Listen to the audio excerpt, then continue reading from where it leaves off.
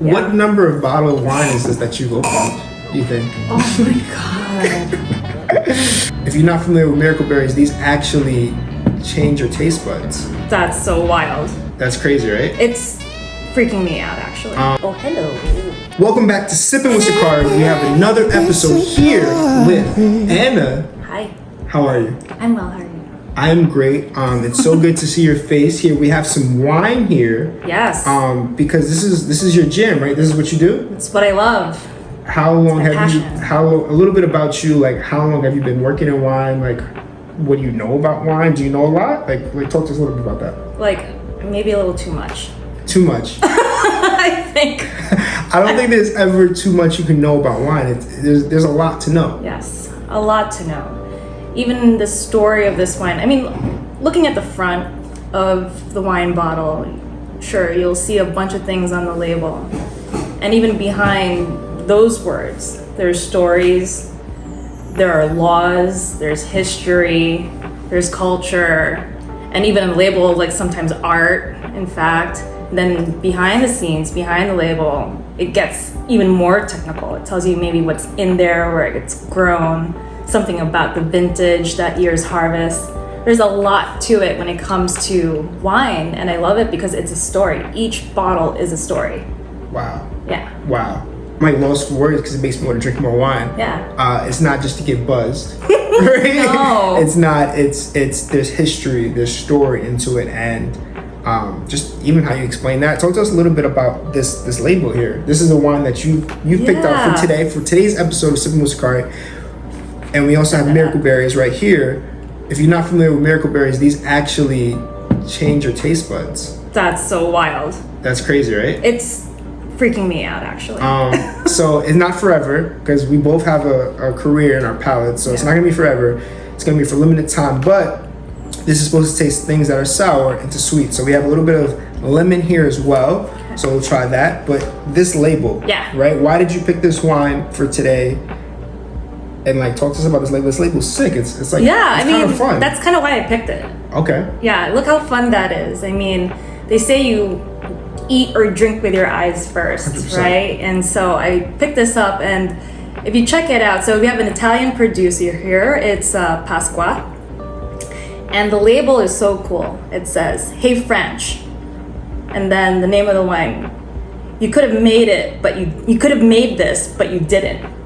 That's the name of the wine, and it's so cool. And on top of that, it like breaks all these cool rules where usually still wines, it's made from one vintage. This is a blend of 5 killer vintages all wrapped up in one. So we're 5? Yeah. Vintages in one? Yeah, and generally you'll see that in like champagne where they'll blend multiple years, and still wines, it's usually one.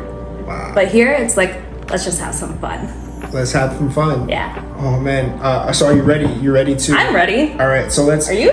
So teach everyone watching here, I guess, how to open a bottle of wine. Be careful. Be careful. No, That's the first tip. Be careful. You must be careful. Don't cut yourself. So, I'm not the best. This one is with a wax top, and usually this gets a little bit tricky. Okay. Why does it have a wax top? Why do certain bottles have wax tops? Does it matter? Does it mean anything? Yeah, it can, especially in terms of sealing the bottle and making sure preventing as much oxygen exchange as, well, minimizing the oxygen exchange. I mean, even though this is sealed with cork, that's not exactly 100%. There's still like a bit of an exchange of oxygen. This is why over time the wine will develop as it ages. With this wax top, sometimes over time it'll just harden, or it just maybe need something sharp to like kind of cut this up a little bit. But this looks pretty good. Like I can kind of press it, it's still fine. And I'm just gonna go straight into it with the corkscrew, and you can see it's already starting to break up a little bit. Wow. Right? So I can just, And I don't want to make a mess. You're good. So I'm just gonna go straight in, and it's not gonna be perfect. You just leave it in there, and then I'm gonna take the lever over here. The lever. Yeah, and try to see if I can stick that in here. So now, real quick, what number of bottle of wine is this that you've opened? Do you think? Oh my God. Like 1,002 or something? Beyond, I can't even begin to tell you. Oh, it's God. a lot. I can't seem to find a place for this to hook. No pressure here. No pressure. If you mess this up, Hold on. no pressure. Let's try this. Nope, that's not it. Hold on, let's try this. This is why I didn't. This is why I didn't do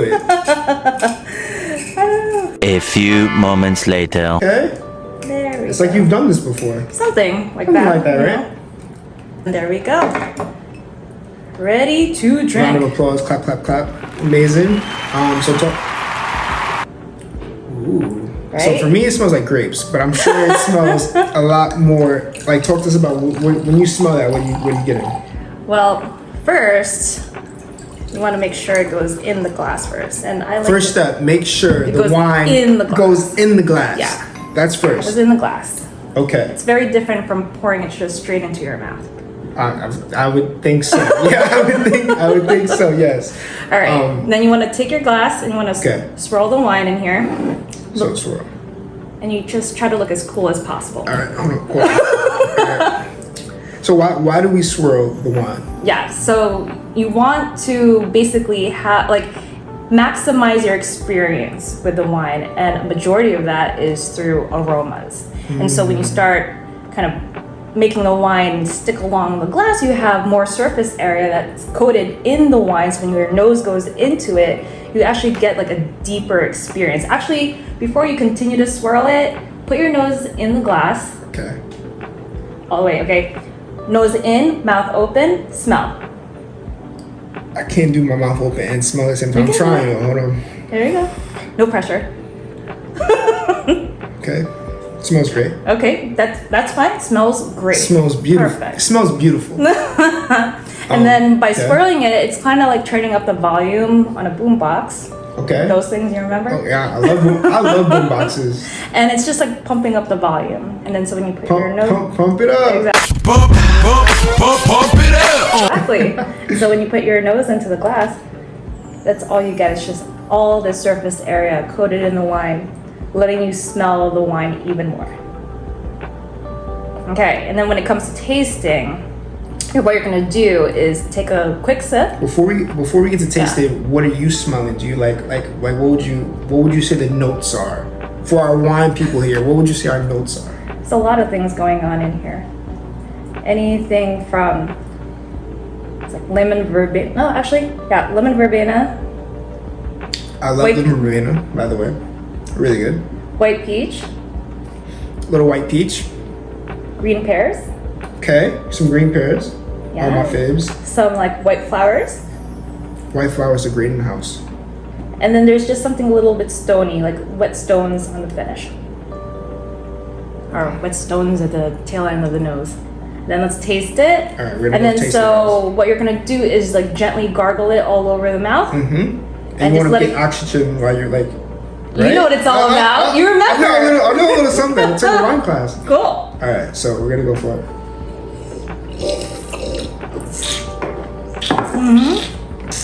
Look at you, bro. Ooh. Look at that. Right? It's got a lot going on. It's your turn. What do you taste?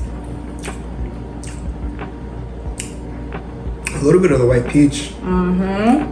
It's like dry, but it's not like super duper dry.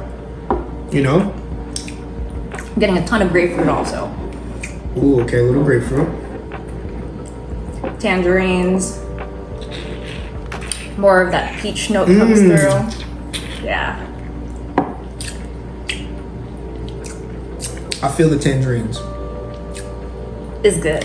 It's actually really good. If it wasn't good, I wouldn't lie on camera. I'd be like, I don't know, this wasn't a good choice. But no, it's actually pretty It's good. really good. Yeah. I'm curious to see how the miracle berries that we have Oh my here, god, I'm nervous. because you saw one of my old videos, we're gonna clip here. Did you know that Africa has a miracle fruit, also known as a miracle berry, that changes your taste buds? Chew 2 of them for 30 seconds, a little bit. I think we're ready. Level 1, lemon. I brace for it to be sour, but it's sweet. I mean really sweet. It makes anything super sour, super sweet.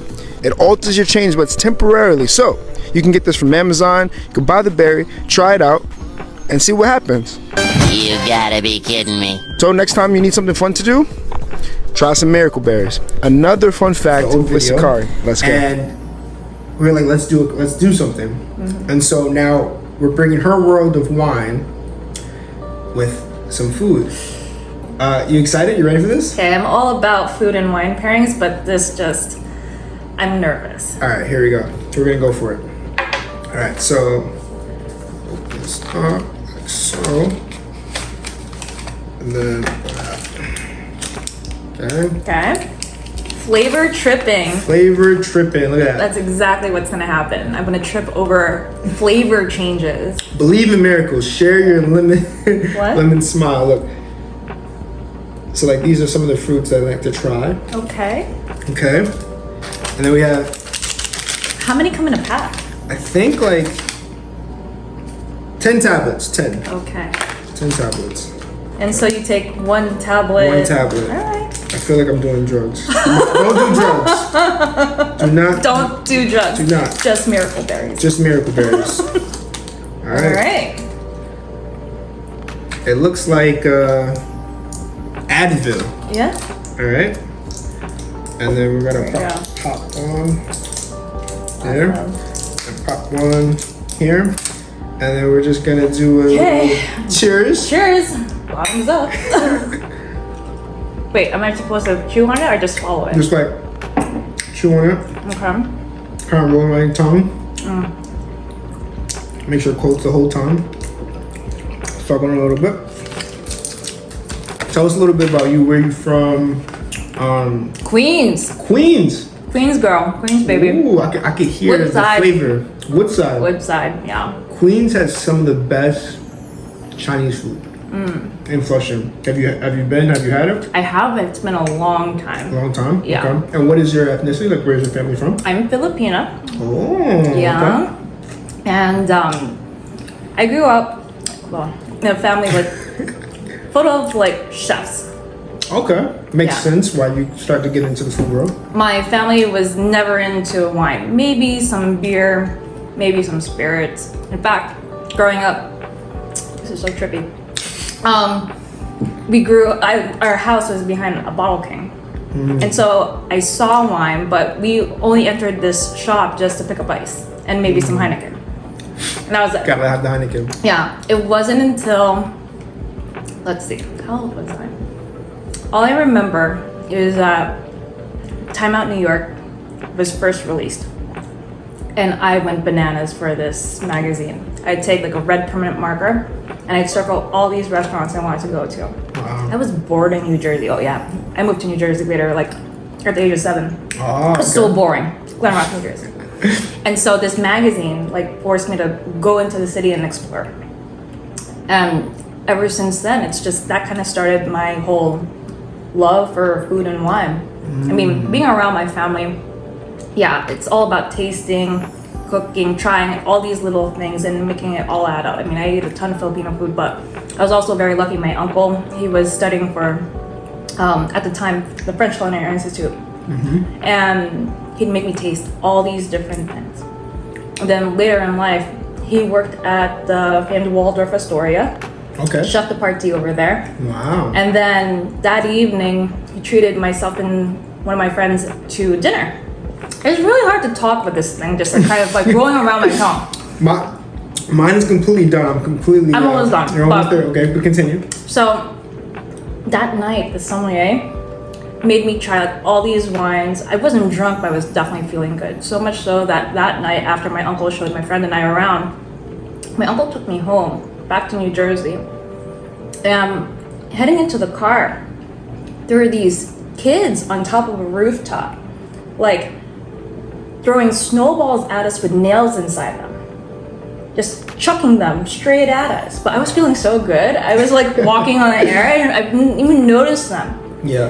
And at that point, it just kind of hit me. I was just like, isn't it so nice to just kind of like pull away from life and the stresses of life and just feel 100%. good for a hot second? And so that was kind of like the spark of everything for me, where I decided, you know what? I want to recreate that moment for people as often as possible. Wow. Yeah. That's beautiful. And on top of that, when it comes to food and wine pairings, there's nothing like it. Some people are into cars, some people into shoes, purses, you name it. For me, food food and wine, when you get that perfect pairing, it's like an out of body experience that I don't feel anyone around me. And if anything, I just feel like that in that moment, I feel like heaven exists.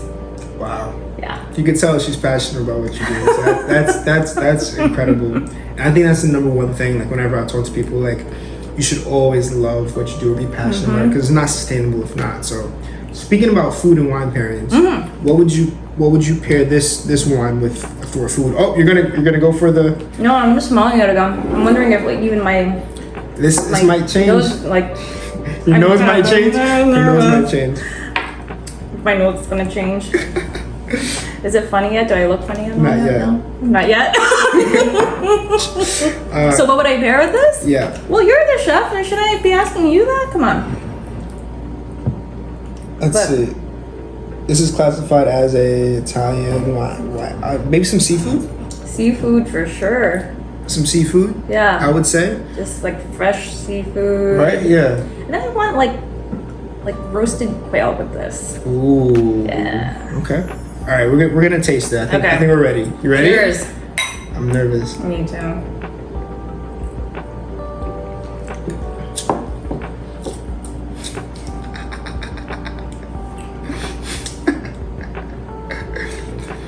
What just happened?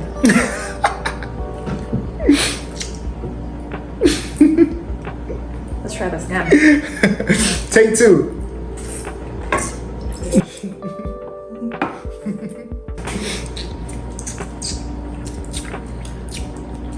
It's like Riesling. it's like sweet. It's so sweet. It's like the Italian taunting the French that all of a sudden turned like Alsatian / German and Austrian all at once. It's like a dessert wine.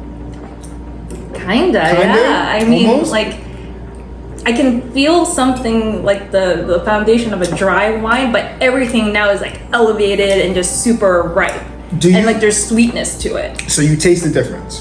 Yeah, 100%. for sure. Like this had like a round texture to it, and then now it's even rounder. Yeah. Yeah, and then on top of that, the fruits feel riper, and there's a level of sweetness. Like I feel like now I'm just like chomping like into the fruit. Yeah. It's crazy. It's like drinking. Yeah.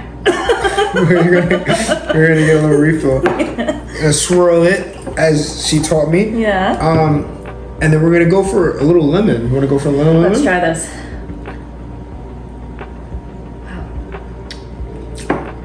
Yeah, it's like Night completely. and day. That's crazy. Isn't that crazy? Yeah. It's insane. But it's not in a bad way either. Yeah, it's not terrible. It's not bad. Yeah. No. It's like- if anything, I think maybe people who don't necessarily enjoy dry wine. Right. They take the berry, Yeah. and then you could have like a sweet experience. Let's go for the Oh, lemon. all right. Let's do All it. right. Cheers. All right. Here we go. Beep. No! It's like a lemon drop! What the heck? I can eat the whole thing! I mean, I love sour and bitter things, but like this is like candy. It's like candy, right? Mm-hmm. This is wild. It's like a dessert. My face is It really sour, is. right? But what is it? I don't even feel like I bit into a lemon. And lemons are good for you. You know what? If you have a sweet tooth, It's almost like an orange and a peach had a baby. so an orange and a peach made this, But really, really sweet. but really sweet. Yeah. It's crazy. It is really well. And delicious, actually. Right? I'm going for the second one because I'm just like, this is crazy. Wow. That's wild, Really right? wild. And so we just experienced this for an hour? Yeah, so like our taste buds are messed up for the next hour. So we'll just be going around having sour things. I'm gonna have another lemon because it's Okay, crazy. sure, why not? Wow, it's crazy. It's crazy. Oh my god, I got sweeter. Hold on, I gotta try this one. It's happening. In real time, it's happening. Like I was saying, because it's sweet. Yeah. Yeah. Okay, let's see.